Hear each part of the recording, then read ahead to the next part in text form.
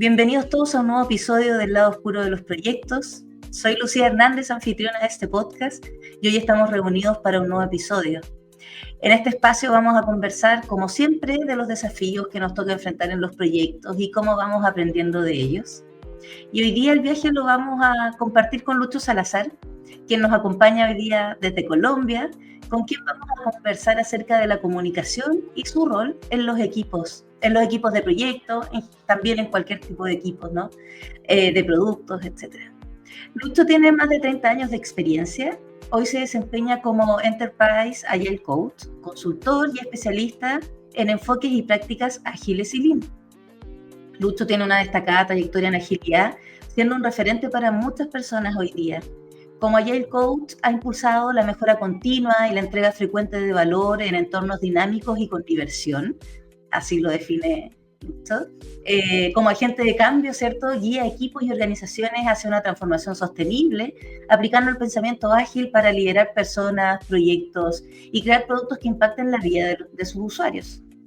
También es autor del libro Cultura Ágil, ese oscuro objeto del deseo, y coautor de varios libros, por ejemplo, Historias de usuario, una visión pragmática, o también del libro Scrum, Epítome de experiencias. Y también ha sido el traductor al español de la guía oficial de Scrum y de la guía de Nexus, ¿cierto?, de Ken Schwaber. Como ven, Lucho tiene una destacada trayectoria y hoy día lo tenemos acá. Bienvenido, Lucho. Muchas gracias por animarte a participar. Gracias, Lucía, y todos los que nos ven y nos escuchan. Yo los estoy saludando hoy desde Medellín, en Colombia, una tarde lluviosa por aquí. Ha estado lloviendo últimamente, un clima bastante agradable. Qué bueno estar contigo y con todos tus seguidores. No, muchas gracias a ti, Lucho. Y Lucho, me gustaría que partiéramos la conversa entendiendo, ¿cierto?, ¿por qué tú consideras que es tan importante la comunicación en los equipos y cómo llegaste a darte cuenta de la importancia que tiene? Mira, este tema de la comunicación para mí tiene algo de muy especial, ¿cierto? Tiene que ver con mi historia de vida. Yo soy de familia de periodistas y de escritores, ¿sí? Nací y crecí en un entorno, te cuento, por decirlo de alguna manera, donde la gramática y la ortografía y hablar bien era más importante que las matemáticas y la religión, ¿sí? Ajá. Eso era cierto. Mira, por decirlo de alguna manera, yo podía faltar a mí, soy de familia católica, aunque no profeso mucho, pero yo podía faltar a misa un domingo, pero lo que no podía faltar era una tilde en lo que yo escribiera, ¿sí? Ajá. Entonces, este tema del lenguaje, del idioma, siempre me estuvo rondando, y la comunicación. Aprendí mucho, pues de lo que aprendí en el colegio. Nunca he hecho estudios formales sobre el tema, sino que es un constante hablar con la gente que es y aprender de ellos y empezar a usar eso luego en mi trabajo, ¿cierto? Esas habilidades de comunicación, empezarlas a usar en mi trabajo. Desde muy joven yo aprendí que yo estudié ingeniería de sistemas. Y aprendí una cosa desde los mismos años 80. Recuerdo que una vez lo leí y empecé a indagar sobre eso, y era que los programadores, por lo menos en esa época, pero es algo que sigo viendo hoy por hoy, los programadores son personas muy retraídas socialmente, tienen pocas habilidades de comunicación. Eso es una verdad, eso lo han demostrado sendos estudios, ¿cierto? Quienes nos dedicamos a programar computadores en términos generales, somos muy buenos para comunicarnos con estas maquinitas y a través de las maquinitas. Por eso, por ejemplo, el chat, el WhatsApp, eso cayó como anillo al dedo. Sí, a través del WhatsApp somos muy buenos, pero para mirar a una persona a la cara a cara y expresar algo, allí sí tenemos problemas. Entonces, por allí comienzan esas cosas. Y empecé a usar ese conocimiento que tenía, esas habilidades que tenía en comunicación, para tratar de mejorar lo que hacíamos. Me daba cuenta de que noté que las cosas no quedaban en los proyectos, no quedaban claras del todo. ¿cierto? A medida que los proyectos iban empezando, iban avanzando, no quedaban claras, no quedaban precisas y que terminaban significando distintas cosas para distintas personas, ¿sí?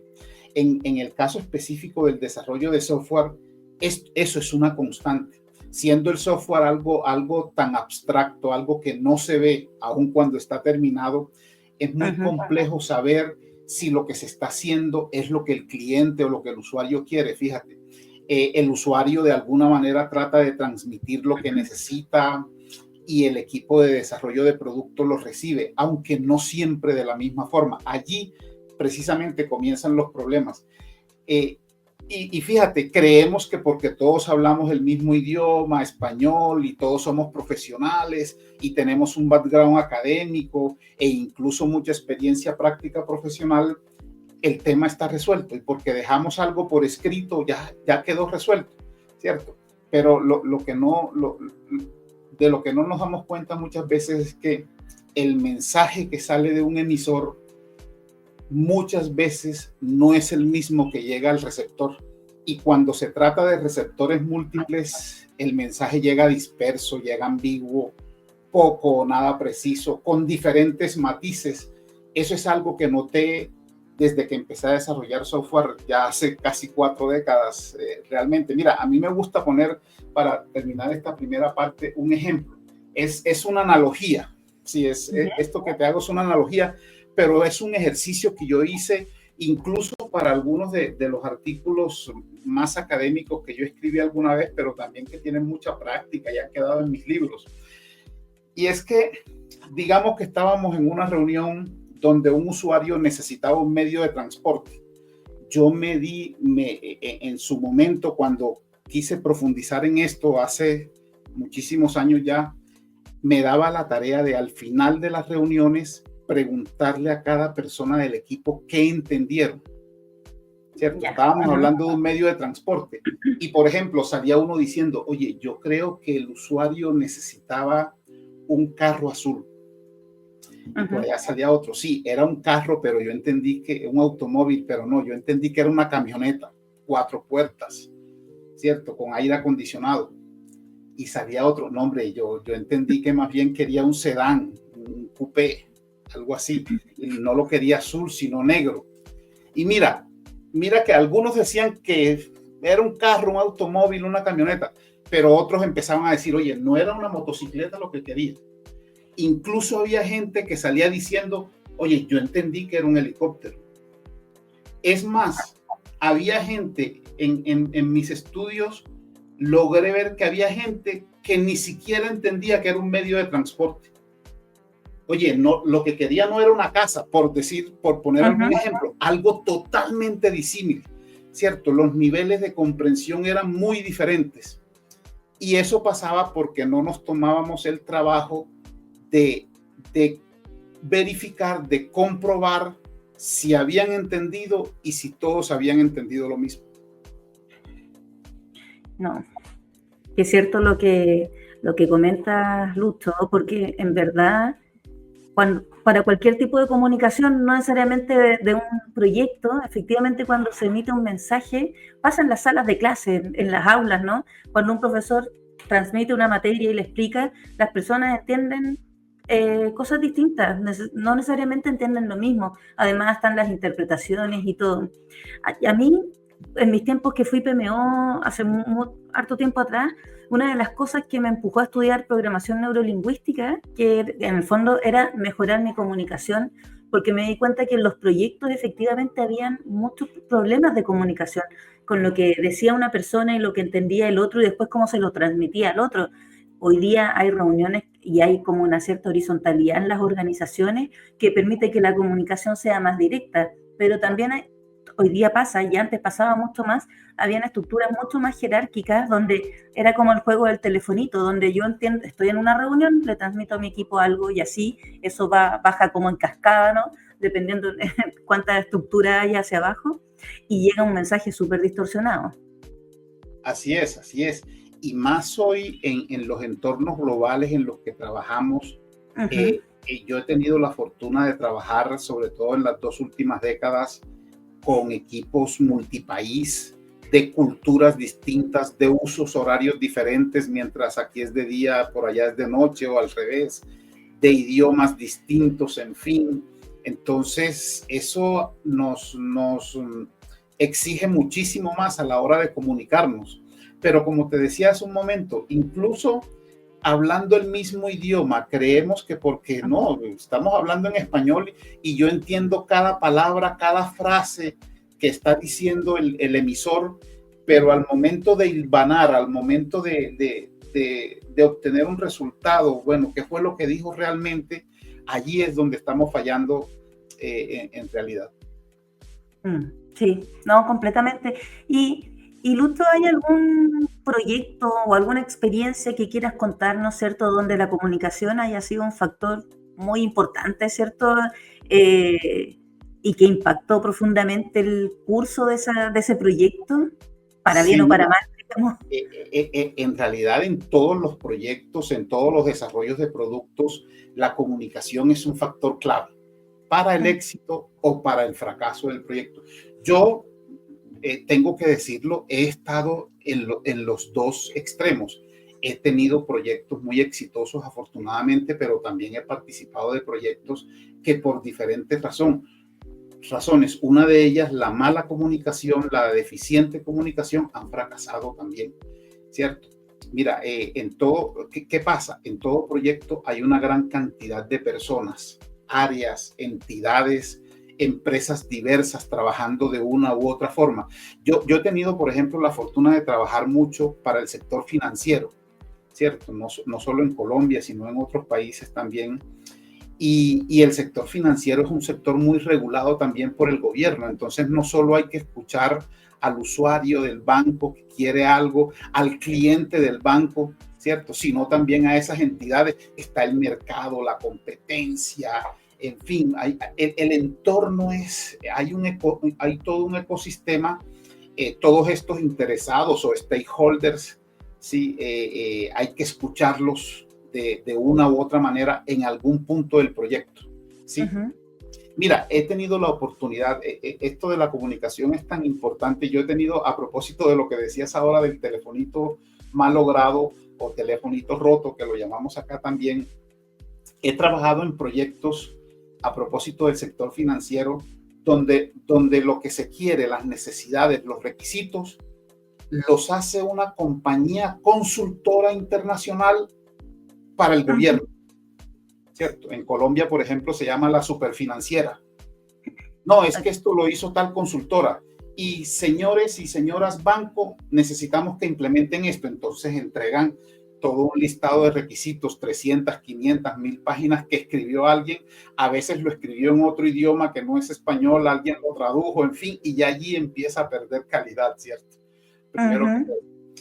Luego, el banco, en los bancos reciben eso y mucha gente en ocasiones me ha tocado trabajar, por ejemplo, luego de las crisis financieras mundiales, con elementos, con aspectos, con conceptos que se han creado en ese momento y nadie en el banco sabe. Sí, y yo como fábrica de software, como desarrollador de software, llego con mi equipo, oye, aquí está, hay que hacer esto, pero es que no te podemos explicar qué dice ahí porque no sabemos, eso nos lo envió la super, ¿sí? Y de alguna manera tenemos algún contacto con la super, no, es que eso lo escribió la consultora tal compañía y ya no está aquí, ¿sí? Ya hasta allí van una cantidad de puentes que hacen que la comunicación no llegue bien a su destino, ¿sí? Y además de eso, mira, independientemente de eso, no todos los interesados tienen el mismo nivel de energía, ni la misma motivación, ni el mismo tiempo, ni se comunican de la misma manera. Ese es el problema principal, ¿sí?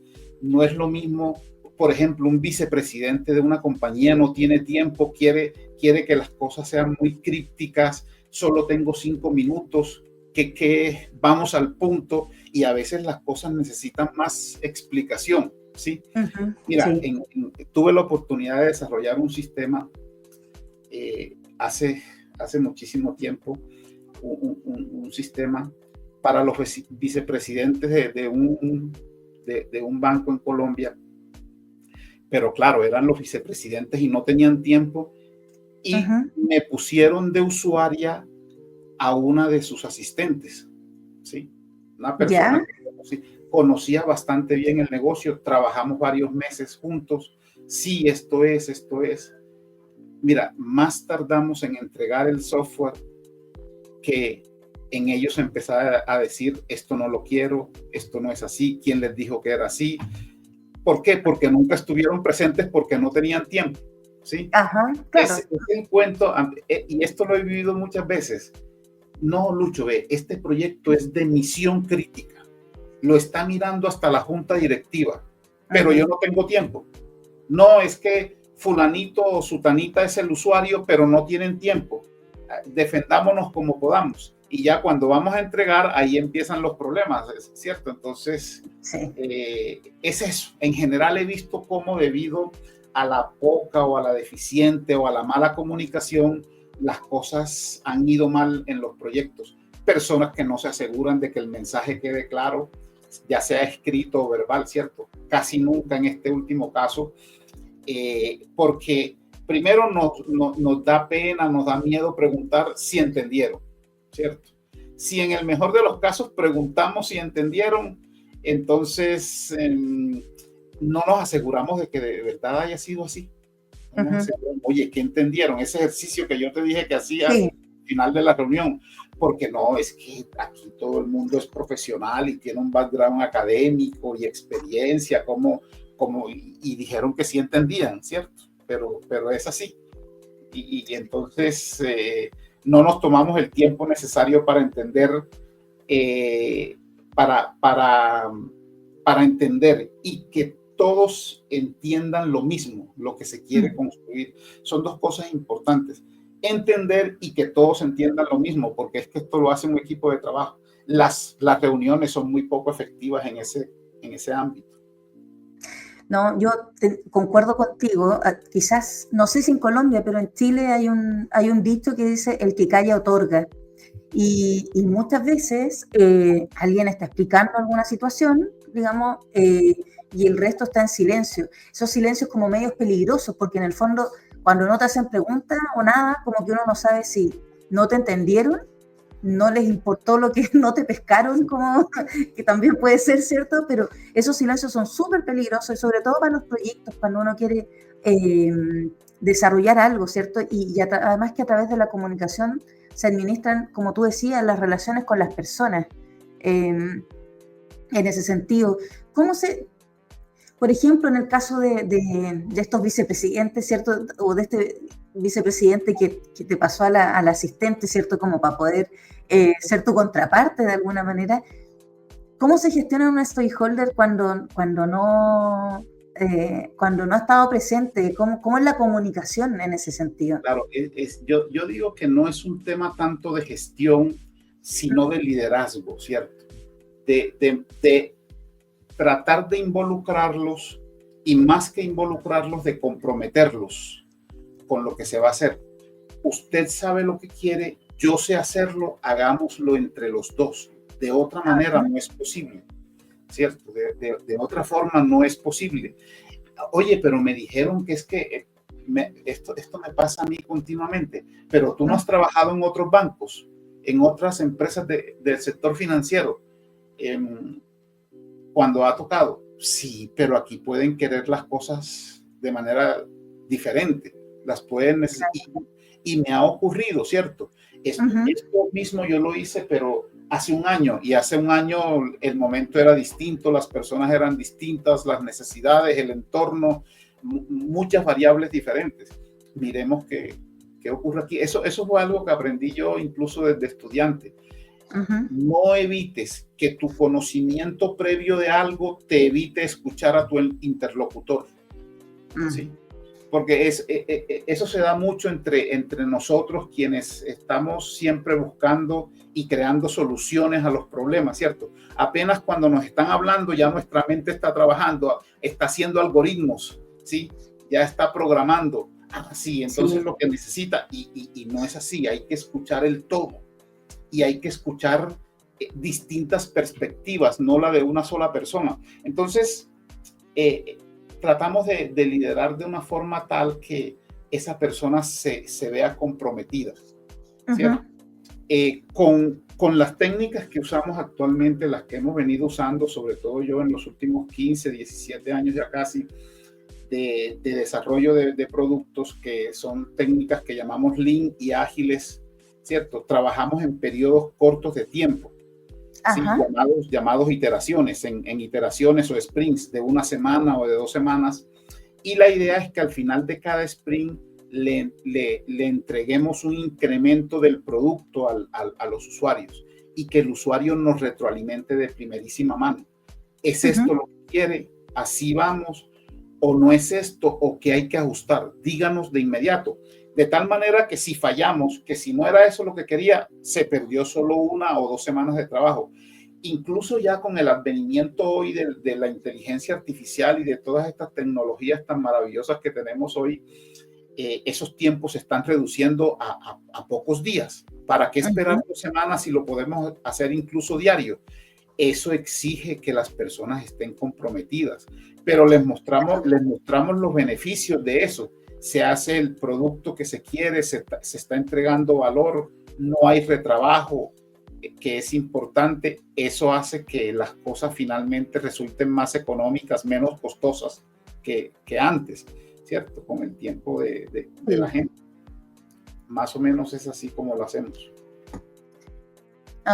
Entiendo, en el fondo, claro, porque así de alguna manera tienen el feedback mucho más temprano y ayuda también las mismas instancias, ¿cierto?, que existen en la agilidad, también te ayuda a tener una comunicación más constante y continua, más seguida con los distintos stakeholders o contrapartes que puedes tener. Así es, sí, esa es la idea. En cada sprint hacemos una planificación, ¿cierto? Y vamos trabajando diariamente. Y diariamente la idea es que de alguna manera los interesados de fuera del equipo se estén enterando sobre todo de los aspectos claves. No tienen que enterarse de todos los detalles, pero de los aspectos claves. Y si hay algo crítico, pues que se enteren de inmediato y que nos brinden su retroalimentación. Como te decía hace un rato, ya no tenemos que esperar a que finalice el sprint para que vayan a la revisión del producto, no, sino que si un día a las 3 de la tarde tienen que enterarse de algo, pues que eso pueda ocurrir de la manera más fluida posible y rápido, y que se tomen las decisiones necesarias para continuar con el trabajo.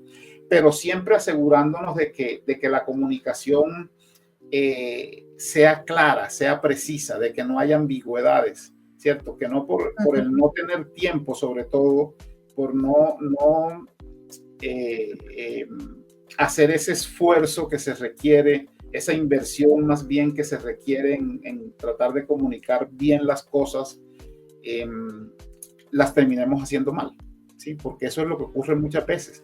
Por la rapidez, hay gente que no le envían un correo y medio lo abre y dice que sí, y no sabe a qué le dijo que sí, porque está atendiendo 5 cosas a la vez. Esa es otra cosa importante, el foco, ¿cierto? El foco. Hoy, por decirlo de alguna manera, somos multitarea y lo que tenemos es multicomunicación por distintos medios y al mismo tiempo. Y así no es posible. La pandemia agravó eso. La gente desde sus casas en 2 y 3 reuniones a la vez, ¿cierto? Sí, Entonces, tomando decisiones con datos de los que no estaban enterados realmente. Eso ha dificultado mucho la comunicación.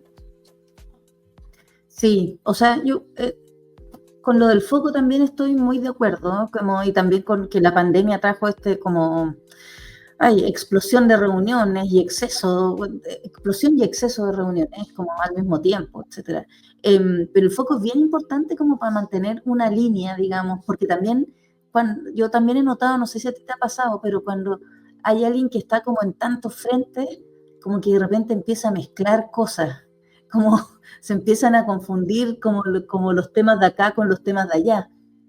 Exacto. Contrario a lo que creemos, el que una persona tenga mucha experiencia y muchas habilidades, y decimos, entonces lo podemos poner a hacer varias cosas. No, la multitarea es dañina, ¿cierto? Es dañina para la forma como nos comunicamos, y además es dañina para la misma persona. Ese cambio entre una tarea y otra no solo hace que se pierdan tiempos de, oye, ¿dónde era que iba? Y entre más compleja es la tarea, y nosotros nos movemos en entornos complejos, entre más compleja es la tarea, más tiempo se pierde, ¿cierto? Sí. Y tenemos más problemas de comunicación, porque seguramente los mensajes que nos llegan o no los entendemos del todo bien, no estamos en las conversaciones necesarias y suficientes para entender completamente el panorama y tomar las decisiones adecuadas. Eso ocasiona estrés, y el estrés es la puerta a una serie de aspectos que nos llevan a los errores.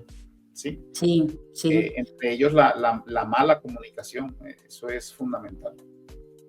Y no sé si sabes, Lucho, ¿no? Pero porque de alguna manera uno hace esa reflexión de que el multitasking, yo también he caído en el multitasking, no tengo nada que no estoy libre de tirar la primera piedra en ese sentido ni nada, pero ¿cómo se hace para convencer a las empresas o a tus clientes o a los stakeholders, ¿cierto? Dependiendo como el contexto en el que uno esté, en el fondo, para enfocarse y no caer en el multitasking o en el extra multitasking, porque hoy día yo creo que después de la pandemia a mí me pasó un tiempo que en verdad yo no sé si alguna vez había trabajado así, como tan, ni siquiera quiero decir máquina, pero como tan bruto, porque en el fondo era como insostenible, pero uno ve que hay personas o hay ciertas áreas, equipos, ¿cierto?, que están como que no paran en el fondo, y sobre todo los equipos de proyecto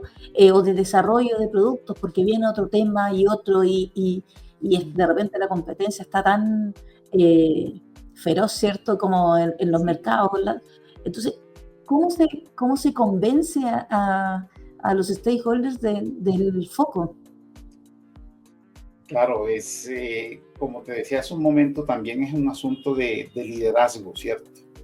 De cambiar el enfoque del liderazgo. Por ejemplo, eso de tener a la gente ocupada, el famoso al 110%. ¿Sí? Yo la llamo la infame milla extra. La milla extra se convirtió en que tenemos que estar trabajando todos los días hasta la medianoche por lo menos, y los sábados y los domingos. Y no es así, ¿cierto? No es de esa manera. Y eso además confluye en el multitasking. No es que hay que estar haciendo varios proyectos a la vez. Te podemos asignar aquí, y la idea es empezar a cambiar eso, ¿cierto? Empezar con la gente de alguna manera. Bueno, hagamos un piloto. Siempre el objetivo, este tipo de cosas se demuestra haciendo. Entonces, miren, hagamos un pequeño, por mucha historia y por muchos libros que recomiendes y que veas este video, mira cómo lo hicieron aquí, lo definitivo es que lo hagas y lo demuestres allí, en vivo, ¿cierto? Como decimos, déjame hacer este proyecto, un piloto, de la forma como queremos, con estas nuevas formas de liderazgo, con estas nuevas formas de comunicación que tenemos, y vamos mostrando los beneficios, lo que ocurre en este proyecto, cómo vamos entregando valor, cómo mejoramos la calidad, cómo disminuimos el estrés de la gente, que eso es fundamental, cuidar la salud mental, no solamente la salud física, sino mental de los colaboradores. Hoy en día eso es fundamental, ¿cierto? Y gente más productiva sin la contraparte del estrés y la enfermedad, ¿cierto? Y lo comparamos con el resto de la empresa, ¿sí? Lo vamos comparando. Mira que aquí estamos haciendo las cosas bien. ¿Y por qué? Porque está ocurriendo esto. Tenemos foco en un solo proyecto, nos estamos comunicando, importantísimo. Por ejemplo, los equipos, tenemos una heurística. Los equipos pequeños se comunican mejor y son más productivos. Y son más productivos porque la mejor comunicación hace que sean más colaborativos, trabajen mejor. ¿Cuánto es un equipo pequeño? Eso mismo. 3, 4, 5 personas máximo, ¿cierto? No hay una ciencia todavía que diga cuánto es un equipo pequeño, pero más o menos a partir de 6 personas los equipos ya empiezan a crecer, y sobre todo lo que ocurre es que empiezan a crecer los canales de comunicación. Sí. Los canales de comunicación abiertos, y eso hace que se pierda información, ¿cierto? Que mensajes que se envíen al entorno se empiecen a perder. Allí es cuando decimos, no, hay que documentar todo. Y no se trata de documentar todo, porque por el hecho, antes creíamos eso, creíamos que porque estaba documentado, que porque estaba escrito y porque habían unas firmas, al final sí, de aquí firmaron 17 personas y todos están de acuerdo, creíamos que ya todo estaba claro, y no era así, ¿cierto? No era de esa manera. Entonces es cambiar ese estilo de liderazgo y empezar a enseñarle a la gente que hoy podemos trabajar de otra manera, incluso con la ayuda de la tecnología también, que más faltaba, ¿sí? Pero la comunicación sigue siendo un problema netamente humano, ¿cierto? No demos por sentado que porque estamos hablando el mismo idioma ya todos nos entendemos. Mira, yo trabajé mucho tiempo en el área de requisitos de software, ¿cierto? Y documentábamos de manera tradicional por escrito. Y creíamos que porque estaban escritos ya todo estaba claro, y no era así. Y lo que empezamos a aumentar con la agilidad fue la conversación cara a cara. Entendimos efectivamente, como dice el manifiesto ágil, que la conversación cara a cara es el medio más efectivo de comunicar información al equipo y entre sus miembros. Entonces lo que hacemos es aumentar y mejorar las conversaciones cara a cara. Y eso se logra también enseñándole a la gente, es que eso no es simple. No porque el manifiesto ágil dice eso, ya mañana todo el mundo se va a levantar y va a empezar a mirar al otro cara a cara y le va a hablar, ¿no? Eso no, claro. A las personas hay que guiarlas, hay que acompañarlas en ese proceso. Y si la gente no es capaz de mirar a otro cara a cara, como te decía al comienzo, los programadores de software nos pasa eso, porque aquí en la mente pasan cosas, ¿cierto? Pasan cosas que hacen que sea así de retraído. Entonces hay que disponer de un acompañamiento especializado en eso. Eso no lo... cualquiera de nosotros, un gerente de proyectos típico, un Agile coach, quizás no es capaz de resolver ese problema. Es más, he visto cómo lo puede agravar. Entonces, hay, qué sé yo, psicólogos organizacionales, hay gente que tiene el background académico y de campo para eso, para ayudarnos a ese tipo de cosas. Venga, ¿cómo hacemos que esta persona se integre más al equipo? De manera que hable, que pregunte, que sea activo. ¿Sí? Y más hoy el problema que la gente dispersa con los celulares o con los portátiles o con la cámara apagada, el problema que tenemos hoy en las reuniones virtuales, que uno no sabe ni siquiera si están allí o no están, ¿sí? Entonces, por ejemplo, a propósito de la cámara apagada, el hecho de que se pierde por la expresión, en la expresión corporal hay mucha información que se transmite y no estamos viendo eso. Entonces, de esa manera, más o menos, es cambiando eso. Y eso se hace poco a poco. Eso no ocurre de la noche a la mañana, ¿cierto? Sino demostrándolo con el tiempo en un proyecto donde los dejen trabajar así de esa manera y empezar a mostrar los beneficios de eso. Sí, te entiendo y también de acuerdo. Creo que ir haciendo pilotos te permite tener tomar una pequeña porción, ¿cierto?, de recursos, lo estoy mirando desde el punto de vista desde un gerente, ¿cierto?, como más stakeholders de alto nivel, en el fondo, pero de tomar una pequeña porción de recursos de la organización, no me refiero a personas, me refiero como a cualquier tipo de recursos para ir haciendo cosas que te permitan ir mostrando como estas banderitas, ¿no?, como de avance en algún camino que uno quiera recorrer. Y me quedo lucho porque, en el fondo, yo te iba a hacer la siguiente pregunta, pero creo que me la respondiste, pero vamos a ver, porque de alguna manera, cuando hablamos de un proyecto o el desarrollo de un producto de cara hacia los stakeholders, hay un tema de comunicación, ¿no? Que ahí viene todo el tema con los requerimientos, que si está claro, si tiene tiempo, en el fondo es la disposición, el tiempo de los involucrados con respecto a poder participar en el proyecto. Y si nos vamos ya como al interior del equipo, ¿cierto? Del equipo que desarrolla, estamos hablando que hay problemas, en el fondo, las dinámicas de agilidad te permiten, ¿cierto?, tener una mejor comunicación con los stakeholders al interior del equipo también, ¿cierto? Pero la comunicación al interior del equipo también pasa más como por problemas que puedan tener ya más individualizados en personas, siempre manteniendo que sean equipos pequeños. Yo estoy de acuerdo contigo, crecen los equipos, aumentan los nodos de comunicación, o sea, es un problema matemático en ese sentido que... Sí. Y pensando claro, dijiste los equipos, ¿cierto? Hay otros profesionales que pueden ayudar a las personas, ¿cierto?, a que se integren mejor, o la dinámica del equipo pueda también potenciar a que las personas se integren mejor. Te iba a preguntar, porque en el camino dijiste, oye, he visto ahí el coach o gerentes de proyecto que la han embarrado en el fondo, como por tratar de resolverlo. Y eso también es algo frecuente que pasa, que incluso uno que trata de hacerlas todas, como, ¿qué te ha tocado ver a ti? Como, ¿qué errores en el fondo en ese aspecto para tratar de solucionar problemas de comunicación te ha tocado ver? Claro, claro, mira, nos ha tocado aprender muchas cosas y yo soy de esa escuela de los que dicen tenemos que acompañarnos de la gente que toca, ¿sí?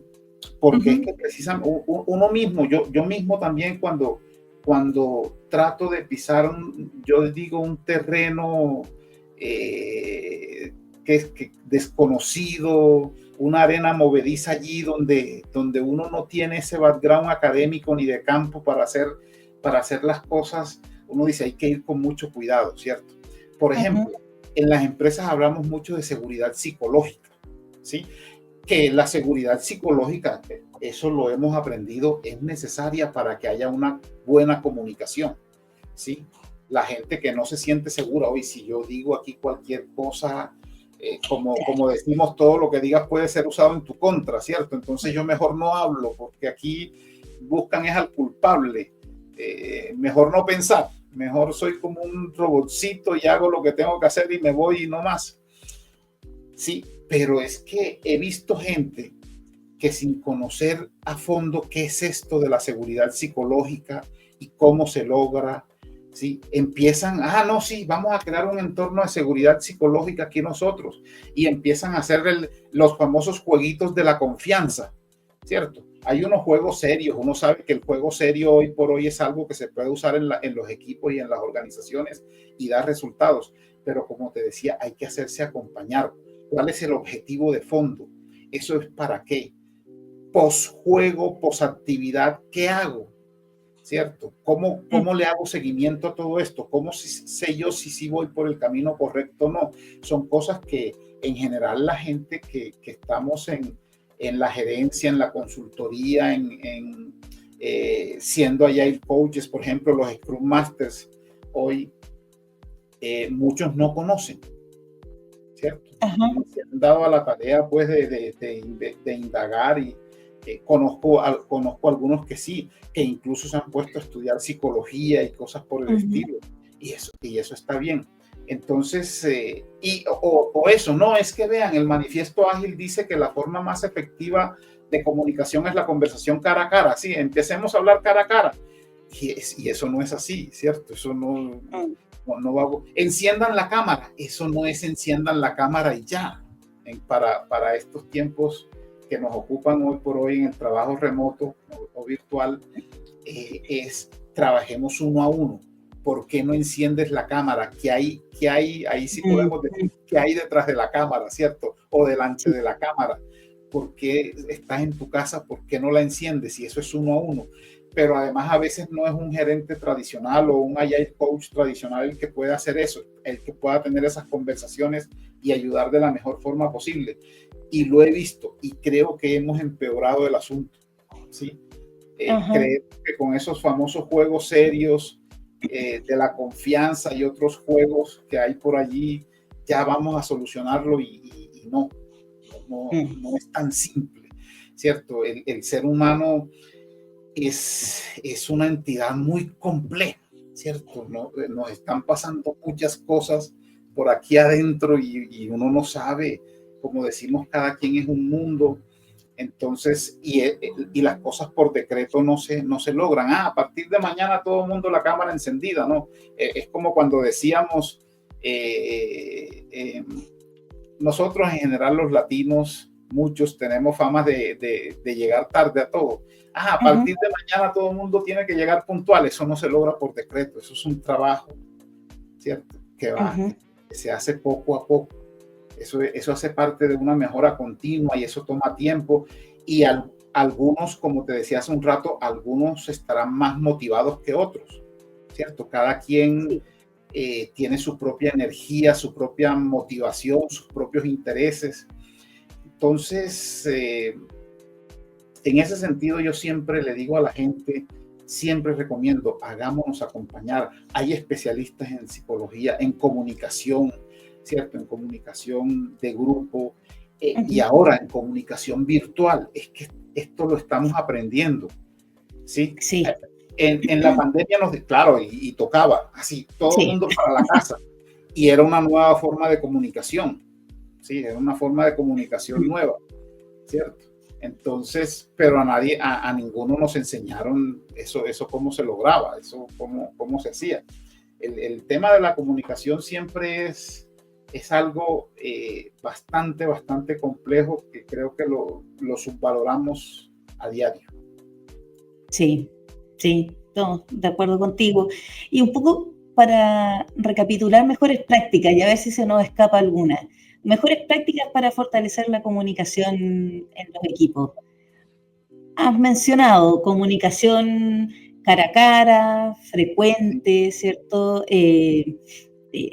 Hacerse asesorar.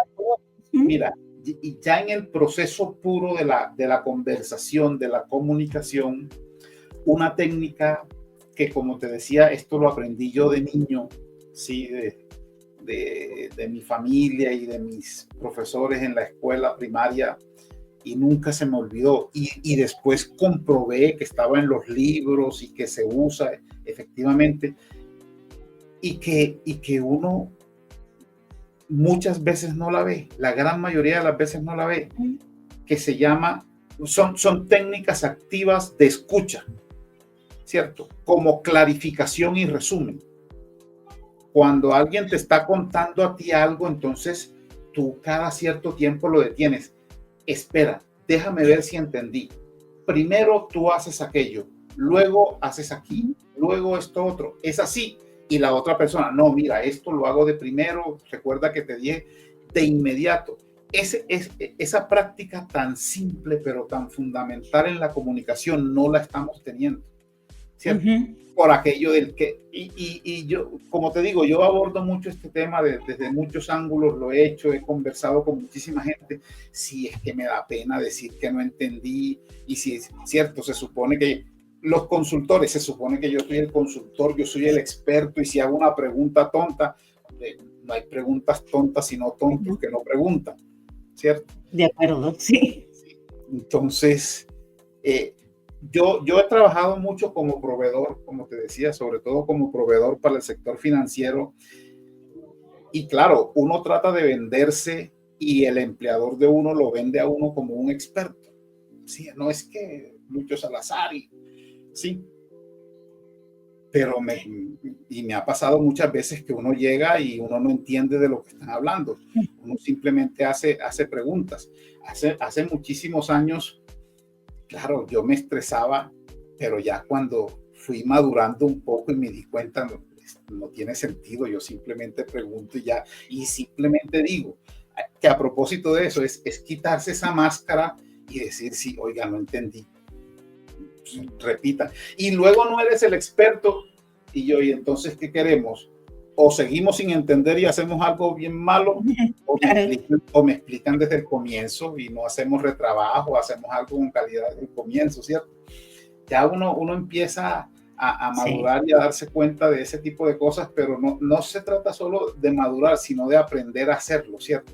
Y de darse cuenta de que, entre otras cosas, eso no tiene nada de malo, ¿sí? Es, No, absolutamente. Yo creo que yo ahí comparto mucho contigo. Yo creo que la gente le tiene mucho miedo como al, no sé si al ridículo o a quedar de ignorante, pero en verdad, como sí, que yo algo que he aprendido también es como, no estoy quedando de ignorante, o sea, da lo mismo, si sí, en verdad eso no es relevante, lo relevante en verdad es poder entender lo que se está tratando de avanzar en un determinado tema, ya sea un requerimiento, como, da lo mismo, pero es poder entender, si no uno al final se queda abajo la conversación, no puedes sí, opinar, qué sé yo, como tiene un montón de consecuencias también. exacto. Y mira, y lo otro es ser abierto. Ujú. Afortunadamente, quienes practicamos la agilidad, pues es una y debe ser una de nuestras habilidades, tener apertura a los cambios y Ujú. entender de que no todos los entornos son iguales. ¿A qué me refiero específicamente con este tema de la comunicación? A que no es lo mismo comunicarse, por ejemplo, con una persona de 25 años que con una de 40, que con una de 55, ¿cierto? Sí, Son generaciones diferentes, sus formas de comunicación difieren, ¿sí? sí. Difieren. A veces nos quejamos, los más viejitos nos quejamos, no, que estos muchachos jóvenes de hoy, que no sé qué, que tenemos que adaptarnos también, ellos entienden de otra forma, ¿sí? Y hay que adaptarse, y ellos también tendrán que adaptarse a lo nuestro, ¿cierto? También, esto Pasa es, como con los hijos también en el fondo, como sí, que uno ve cosas como fueron con uno, cómo se uh -huh, hacían, y los niños o los adolescentes, en el fondo son distintas uh -huh. las formas, la dinámica, ¿no? Sí, es diferente. Mira, y en ese sentido yo quería llegar a este punto para decirte, claro, porque un equipo, los equipos de trabajo son equipos diversos, hay diversidad de perspectivas, de visiones, en fin. Y, y hay una práctica que me ha funcionado en los últimos años desde que la aprendí, es un pequeño modelito que yo trato de llevarlo, de aplicarlo, de adaptarlo a muchas partes, que lo llamamos el modelo de las 4Ds de dedo, ¿cierto? Ya, ya. Son palabras que comienzan con D.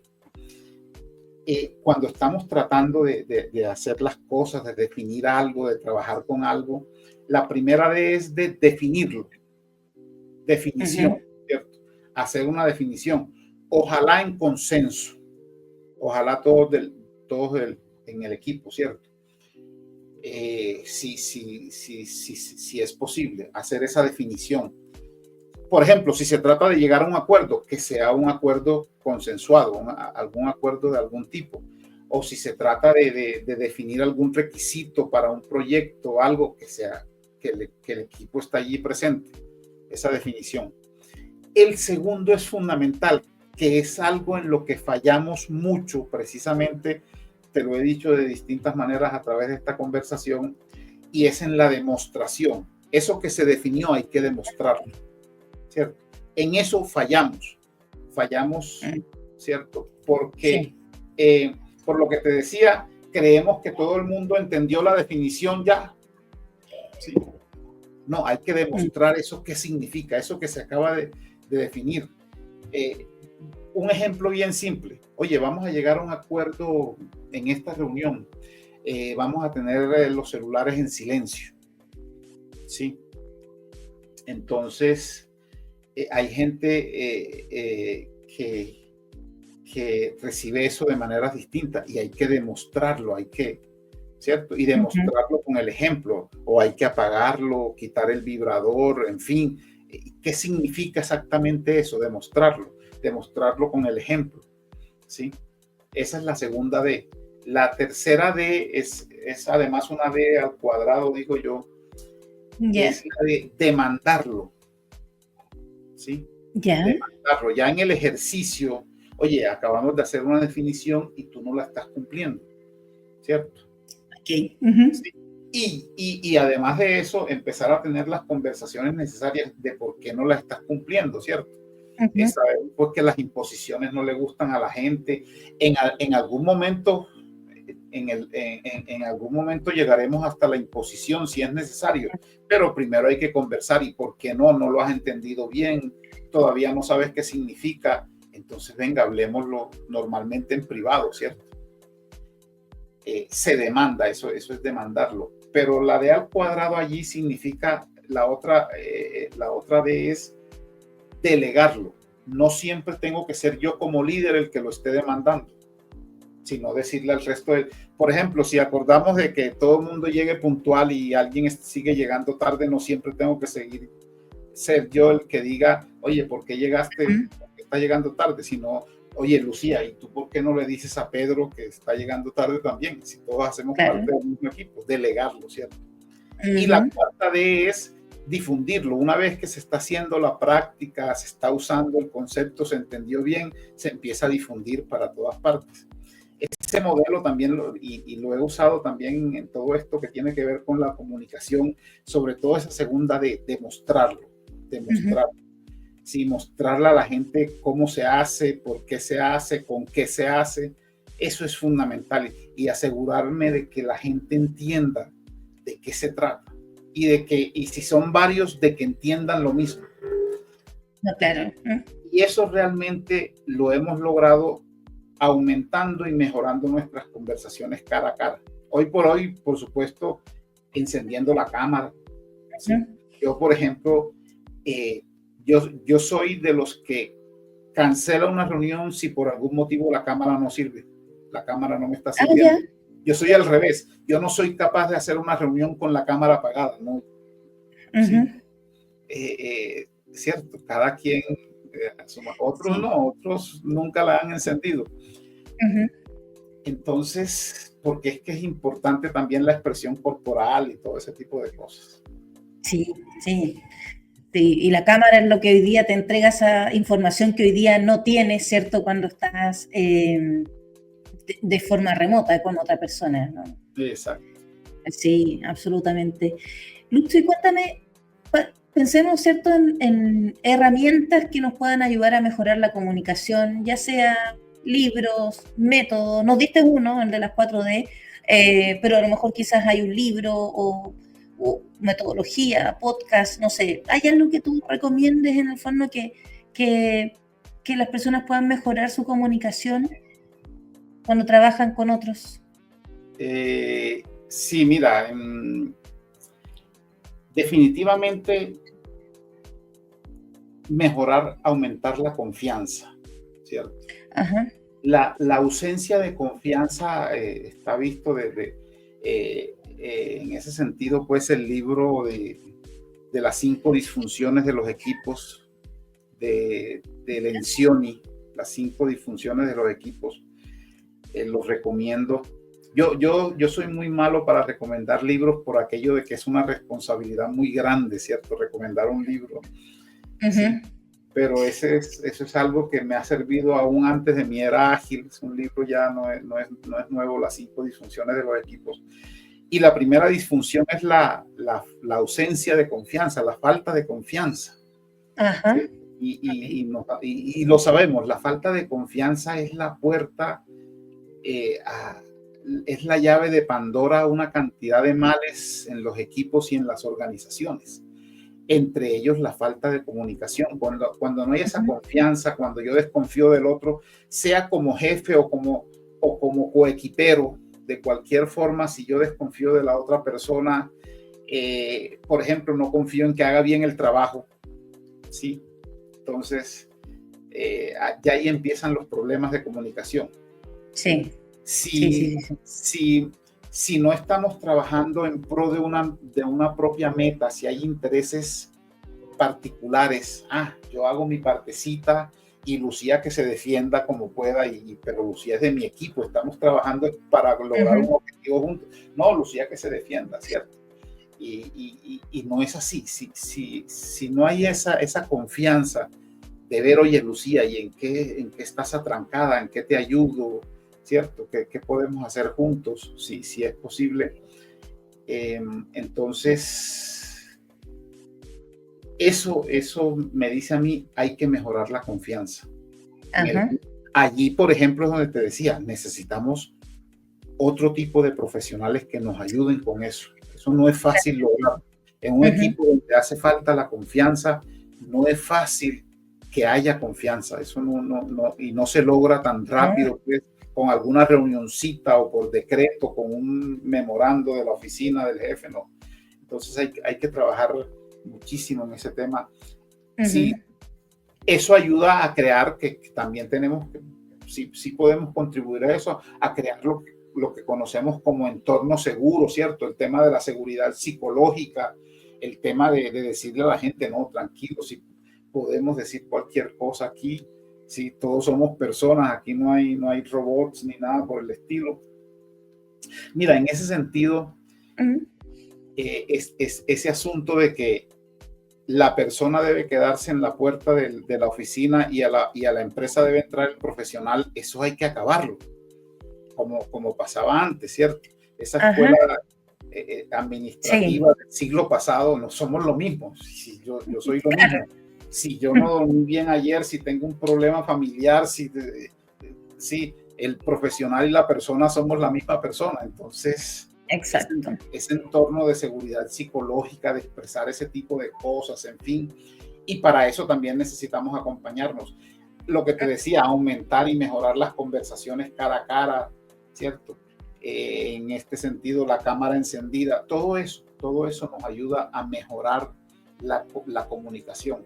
Entonces allí está ese libro de Lencioni, es fundamental porque además de la ausencia de confianza, está, por ejemplo, mira, yo me he dado cuenta que la gente que se comunica mal o que se comunica poco es también muy dada al conflicto.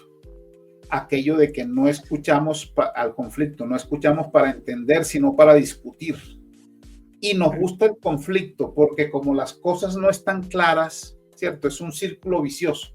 Porque como no están claras, porque nos comunicamos mal, entonces yo soy proclive al conflicto como para salvarme. Ah, no, la culpa la tiene el otro, la otra, y yo no tengo nada que ver allí, ¿cierto? Es lo otro, por ejemplo, es tomar un papel ya no de víctima, sino de responsable, de responsabilizarme de lo que yo digo y hago, ¿cierto? Y dejar, por ejemplo, de echarle la culpa al tráfico. No es que el tráfico hizo que llegara tarde. No, lo que hizo que llegara tarde es que yo tomé la decisión de levantarme más tarde, ¿cierto? Sí. No, es que tuve que llevar al niño a la escuela. Hágalo más temprano, ¿cierto? Pues, que por ejemplo, en el tema del tráfico, nuestras ciudades tienen un tráfico caótico, eso ya lo sabemos, eso no es que acabamos de llegar al planeta Tierra, no, eso no. Entonces el tráfico es el culpable, no, el que tomé la decisión fui yo. Y eso también aplica a la comunicación. Si yo soy responsable de lo que comunico, de lo que digo, de los mensajes que envío, entonces hay que ser más responsable en ese sentido y dejar de sentirnos como víctimas, ¿sí? Y finalmente, en el mero acto de la conversación, de la comunicación, usar las técnicas, de esas técnicas que te decía como de clarificación y resumen ahora, siempre la técnica de ¿y qué más? ¿Cierto? ¿Qué más me puedes decir sobre eso? ¿A qué más le podemos preguntar? Te puedo preguntar si tengo alguna otra duda, te puedo volver a preguntar, ¿cierto? ¿Qué más debería saber? Siempre eso. Cuando preguntemos eso varias veces y nos digan, no, ya no hay más, es como que allí ya las cosas deberían estar claras. Y lo que te decía es, y siempre tratar de verbalizar, esto fue lo que entendimos, ¿es así o no es así? Sin miedo a la reprimenda, a que por tu cargo, por tu responsabilidad, si crean que te va a pasar algo malo, no. No, absolutamente, Lucho. Sí, 100% de acuerdo contigo. Lucho, ¿hay algo que a lo mejor no te haya preguntado en este espacio de conversación y que te gustaría mencionar respecto a la comunicación? Mira, hoy, por ejemplo, es necesario, es absolutamente necesario hablar de inteligencia artificial. Eh, Hoy estamos aprendiendo una nueva forma de comunicarnos con las máquinas, ¿sí? Mira que hasta hace poco la gran mayoría de usuarios se comunicaban con las máquinas a través de lo que llamábamos software, ¿cierto? Programitas. Siguen siendo eso, pero la forma ha cambiado. Ya hablamos del lenguaje natural y de los famosos chats, los chatbots, ¿cierto? Que incluso ya reciben órdenes o solicitudes habladas y en fin, y hazme esto y hazme aquello. Es una nueva forma de comunicación. Pero también podemos usar la inteligencia artificial para mejorar la forma de comunicación humana, ¿sí?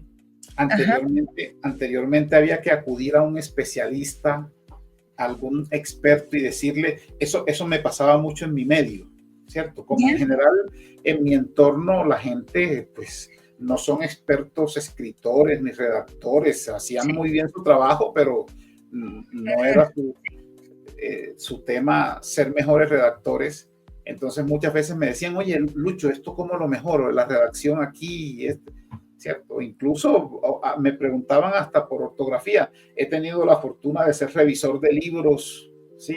Amigos que me dicen, oye Lucho, revísame el libro, la redacción, la gramática, en fin. Entonces, ya eso lo puede hacer la inteligencia artificial, ¿cierto? Sí. Y más rápido. Hay que empezar a usarla para mejorar la forma como nos comunicamos también. Pues, incluso usarla como práctica para mejorar nuestra comunicación con las demás personas. Eso es algo que yo actualmente lo estoy estudiando, ¿cierto? Y estoy viendo, mis primeros pasos me han dado buenos resultados. Sí, es una herramienta poderosísima, la inteligencia artificial, y por ejemplo, mejorar los textos es fabuloso. Algunas lo hacen mejor que otras, ¿sí? Los famosos prompts. Sí. Que hay que aprender a escribirlos de una buena forma, pero eso es un proceso. Estamos empezando a hacerlo apenas, ¿sí? Entonces yo invito a los oyentes, a todos quienes nos están viendo, que esa es una buena forma de empezar a mejorar nuestras habilidades de comunicación realmente. Y en general, yo quiero invitarlos también a que siempre busquemos el lado más humano de las cosas, ¿cierto? Miren, yo soy de los que digo que vivimos en un momento histórico lleno de ciencia, de tecnología, pero con este momento, el ser humano, nosotros, hemos perdido nuestra capacidad de soñar y de hacer realidad nuestros sueños, ¿sí? A veces incluso porque no nos comunicamos bien. Y por eso el gran reto es, y sigue siendo, que junto al cálculo y a la técnica, junto a la inteligencia artificial y a la tecnología, hagamos convivir lo mítico, lo estético, lo simbólico. Eso es lo esencial, eso es lo nuestro realmente, y eso es lo que nos va a diferenciar siempre de toda esta serie de cosas que podamos construir hoy y en el futuro. Concuerdo contigo con todo lo que has mencionado en ese sentido. Lucho, para ir cerrando, cuéntame, ¿en qué proyectos estás trabajando hoy día y cuáles son tus próximos pasos? Mira, por supuesto, estoy acompañando a una compañía en todo este proceso de agilidad, ¿cierto? Y también estoy terminando un libro. Tú al comienzo dijiste que era coautor del libro de historias de usuario, una visión pragmática. Yo he escrito otros libros también solos, como el de cultura ágil, ese oscuro objeto del deseo, y unos que escribía mucho antes de eso, sobre ingeniería de software. Este va a ser un nuevo libro de historias de usuario también, ¿sí? El primer libro lo publicamos en 2018, a pesar de que fue un libro cuyo contenido ya estaba en nuestros blogs de mi coautor y el mío, de Jorge. El libro fue bastante bien recibido, ¿cierto? Y después de casi 7 años ha tenido muy buenos comentarios, sobre todo en Latinoamérica. A la gente le ha gustado muchísimo. Y es un libro de fundamentos, de historias de usuario, ¿sí? Es un protocolo de comunicación, una herramienta, un instrumento para conocer lo que el usuario quiere en los proyectos. Va como un paso más allá. Este nuevo libro de historias de usuario ya es más avanzado, ¿cierto? Tiene otras técnicas nuevas. Por supuesto, está a punto con lo que ha pasado en los últimos años, en fin, sobre todo con el tema de la comunicación remota. Mira, y que las historias de usuario es un tema, es un instrumento para ayudar a comunicarnos mejor. Ese siempre ha sido mi tema, ¿cierto? Anteriormente trabajé en casos de uso, entonces estamos a punto esperamos que a finales de abril en un evento aquí en el Lean Agile Summit en Medellín lo vamos a lanzar. Vamos a hacer el lanzamiento. Ya, qué bien, qué bien. Sí, porque desde el 2018 que publicamos aquel, pues seguimos escribiendo en nuestros blogs como el tema. O sea, llevamos 7 años escribiendo el libro realmente. Oh, qué interesante. Así que ahí, Lucho, cuando lo publiques, tienes que avisar ahí para hacerle promoción aquí en Chile también. Claro que sí, claro. Ni más faltaba, claro, Lucía. Lucho, te quiero agradecer por la conversa de hoy.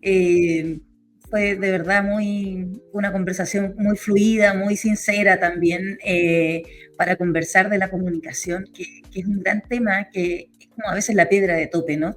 En los proyectos o en los productos que se diseñan. Claro, claro. Sí, no, a mí me ha encantado, ni más faltaba, Lucía. Y sobre este tema que a mí me apasiona muchísimo, como te dije, hace parte de mi historia de vida, de mi familia, y hay otros temas también de los que podemos hablar en el futuro. Me encantaría, por supuesto que sí. Muchísimas gracias. Muchas gracias por invitarme y estaremos en contacto, estaremos prestos a ver qué dudas le surge a la gente, qué preguntas, en fin, nos pueden contactar con muchísimo gusto, ni más faltaba. No, muchas gracias, Lucho. Muchas gracias por compartir tu experiencia hoy día. Y bueno, esperemos que esta conversación les sea de mucha utilidad a las personas que la vayan a escuchar, y si les gustó el episodio, lo compartan y sigan el podcast. Y nos vemos en un próximo episodio, Lucho. Chao, que estén muy bien. Un abrazo. Chao.